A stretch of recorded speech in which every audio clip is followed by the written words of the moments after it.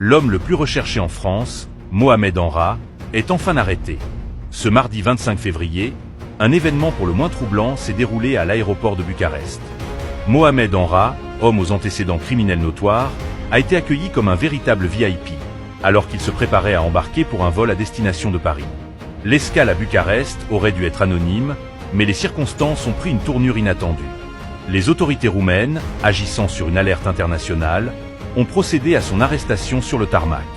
Ce moment de tension dramatique s'est déroulé devant des passagers ébahis qui ne pouvaient croire qu'un homme recherché dans toute l'Europe se trouvait sous leurs yeux. Mohamed Enra, dont le nom a souvent fait la une des journaux en France, n'est pas étranger aux affaires criminelles. Accusé de nombreuses infractions, allant du trafic de drogue à des actes de violence, il a réussi à échapper à la justice pendant plusieurs mois.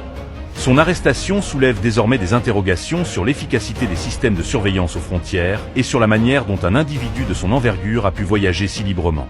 Les enquêteurs français, en liaison avec leurs homologues roumains, se préparent déjà à interroger Enra sur ses connexions criminelles présumées et sur les raisons qui l'ont poussé à quitter son pays pour tenter de revenir en France. Les implications de cette capture pourraient également s'étendre au-delà de son cercle immédiat, faisant émerger des révélations sur d'autres membres de réseaux bien établis. Alors qu'il est conduit vers les locaux de la police, la question demeure. Que va-t-il révéler sur son parcours tumultueux et sur les opérations souterraines dans lesquelles il pourrait être impliqué? L'heure des comptes approche, et l'opinion publique attend avec impatience les détails de cette affaire qui ne cesse de captiver les esprits.